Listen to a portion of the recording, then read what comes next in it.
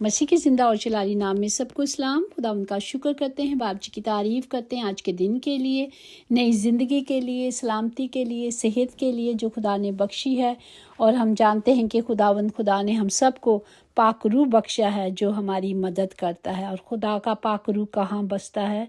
खुदा का रूह खुदा के बदन में रहता है और खुदा रूह कुद्दूस हमारे बदनों में भी रहते हैं। जिसने अपनी ज़िंदगी खुदावंद को दी है, शख्सी ज़िंदगी खुदा को दी है, वहाँ खुदा का रूह बसता है। Praise the Lord. और हम देखते हैं बाइबल मुकद्दस में कुल 66 किताबें हैं, जिनमें 39 किताबें हैं जो पुराने अहदनामे में और 27 किताबें नए अहदनामे में हैं, जिनको 40 लोगों ने लिखा है तकरीबन 1600 सालों में। और ये रूह के हिसाब से लिखाई गई हैं। खुदा के पाक रूह ने सबको गाइड किया और उन्होंने लिखी हैं। और वो मुख्तलिफ जगहों पे थे, मुख्तलिफ टाइम पे थे, मुख्तलिफ वक्तों में ये सब कुछ लिखा गया, लेकिन ये खुदा का रूह था जो उनकी मदद करता है। Praise the Lord. और आज के जिंदा कलाम को हम देखेंगे जो पाकीज़गी के बगैर कोई खुदा को ना देखेगा, जो इब्रानियों उसका 12वां बाब उसकी 14 आयत में सबके साथ मेल मिलाप रखें और उस पाकीज़गी के तालिब रहो जिसके बगैर कोई खुदा को ना देखेगा। पाक कलाम पढ़े जाने पर खुदा की बरकत हो, खुदा का शुक्र हो, खुदा की तारीफ हो। हम जानते हैं कि खुदा ने जो कायनात को बनाया रूह से बनाया, जो पैदाइश पहला बाब उसकी 2 में लिखा है। और ज़मीन वीरान और सुनसान थी और गराहों के ऊपर अंधेरा था और खुदा के का जो रूह था पानी पर सतह पर जुम्बश करता था। इसी तरह हम देखें कि खुदा ने जब सब कुछ कायनात को बना लिया और फिर खुदा को लगा कि इंसान का होना ज़रूर है, इसलिए खुदा ने अपने जो हम देखेंगे पैदाइश उसका 2 बाब उसकी 7 में लिखा है।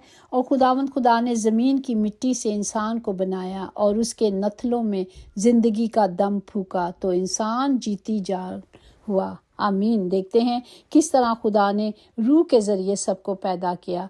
खुदा ने वादा किया है कि वो अपने रूह और कलाम अपने लोगों को देगा। खुदा ने वादा किया है जो असाया नबी की मार्फत अगर हम उसका 59 चैप्टर देखें और उसकी 21 आयत में लिखा है, क्योंकि उनके साथ मेरा अहद ये है कि खुदावंद फरमाता है कि मैं मेरी रूह जो तुझ में है और मेरी बातें जो मैंने तेरे मुंह में डाली हैं, तेरे मुंह से और तेरी नस्ल के मुंह से और तेरी नस्ल के मुंह से अब से लेकर अब्बद तक जाती ना रहे।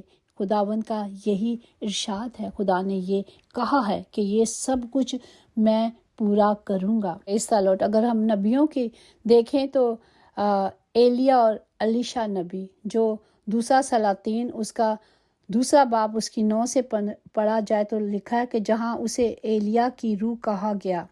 और बाद के दौर के नबी जो मसलन साया हिस्कियल की रहनुमाई भी खुदा का रूह करता था और लोगों के लिए पैगाम देता था और वो पैगाम लोगों तक पहुंचाया जाता था। हम देखते हैं कि जो दाऊद नबी था जब उसने गुनाह किया था तो खुदा ने जब नेतन नबी को भेजा था तो उसने खुदा से माफ़ी मांगी थी और खुदा को कहा था ज़बूर 51 उसकी 11-12 में देखें, मुझे अपने हजूर से खारिज ना कर और अपनी पाक रूह को मुझसे जुदा ना कर। अपनी नजात की शादमानी मुझ पर अनायत कर और मुस्तकम रूह से मुझे संभाले रहे। इसी तरह अगर हम देखें साउल, वो भी एक बादशाह था लेकिन उसमें जेलसी आ गई और वो जेलसी की वजह से पाक रूह से जुदा हो गया था, जो हम देखते हैं 1 सैमुएल उसका 16वां बाब है उसकी 14-15 में लिखा है।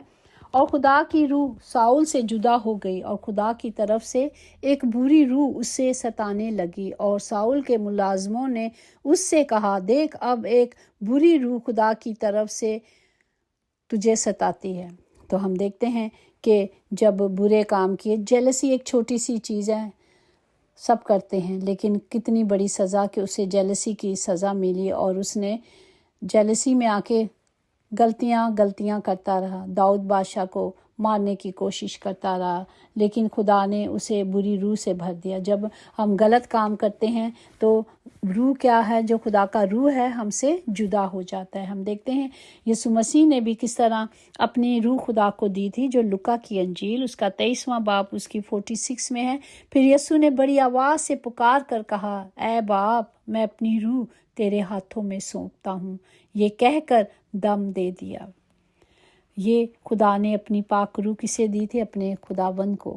ہم نے اس کے بارے میں سیکھا ہے، اور آج ہم یہ سیکھ رہے ہیں کہ خدا کا روح ہماری زندگیوں میں کس طرح کام کرتا ہے۔ ہمیں روح کے موافق چلیں گے تو روح سے مراد ہے خدا کا پاک روح جو ہماری مدد کرتا ہے۔ وہ ہم انسانوں کو جسمانی خواہشیں پورا کرنا سے کیا کرتا ہے؟ باز رکھتا ہے، اور پاک روح کے سبب سے لوگ زندہ رہتے ہیں۔ خدا کا روح زندگی بخشتا ہے۔ شریعت نے زندگی نہیں دے سکتی، انسان کو صرف اپنے گناہوں کا احساس اور شعور دے سکتی ہے کہ یہ نہیں کرنا، لیکن زندگی کون دیتا ہے؟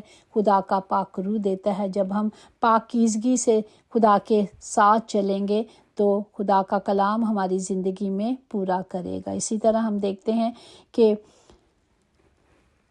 پہلا کرنتھیوں کا 3 باب 17 میں لکھا ہے، اگر کوئی خدا کے مقدس کو برباد کرے گا تو خدا کیا کہتا ہے؟ میں اس کو برباد کر دوں گا۔ کیونکہ جس طرح پہلا کرنتھی اس کے 16-17 میں کہ کیا تم نہیں جانتے کہ تم خدا کا مقدس ہو اور خدا کا روح تم میں بستا ہے؟ اگر کوئی خدا کے مقدس کو برباد کرے گا تو خدا اس کو برباد کرے گا، کیونکہ خدا کا مقدس پاک ہے، اور وہ کون ہے؟ ہم ہیں۔ تو ہمیں اپنے مقدس کی، اپنے اس ہیکل کی جو خدا نے ہمیں خریدا، میری اور آپ کی قیمت ادا کی اور مجھے اور آپ کو قیمتی بنایا، ہمیں حفاظت کرنی ہے، اپنی آنکھوں کی حفاظت کرنی ہے، اپنی زبان کی حفاظت کرنی ہے، تاکہ کوئی غلطی گناہ نہ کریں، کیونکہ لمبی زبان اور لمبا دھاگا ہمیشہ الجھا رہتا ہے۔ اس لیے دھاگا لپیٹ کر اور زبان سمیٹ کر بات کرنی ہے۔ اسی طرح پہلا پطرس میں لکھا ہے کہ بلکہ جس طرح تمہارا بلانے والا پاک ہے، اسی طرح تم بھی اپنے سارے چال چلن میں پاک بنو اور اپنے ہاتھوں کی حفاظت کرو۔ 2 کرنتھیوں اس کا 6 باب 17 میں اس واسطے خداوند فرماتے ہیں کہ ان میں سے نکل کر الگ رہو اور ناپاک چیزوں کو نہ چھوؤ تو تم قبول کر لیے جاؤ گے۔ تو ہمیں پاک چیزوں کے، جب خدا ہمیں پاک کرتا ہے تو خدا کہتا ہے ناپاک چیزوں کو نہیں چھونا، کہ پاکیزگی کا انجام کیا ہے؟ ہمیشہ کی زندگی، جو ہم دیکھیں گے رومیوں 6 باب اس کی 12 میں ہے، مگر اب گناہ سے آزاد اور خدا کے غلام ہو کر تم کو اپنا پھل ملا، جس سے پاکیزگی حاصل ہوتی ہے اور اس کا انجام ہمیشہ کی زندگی ہے۔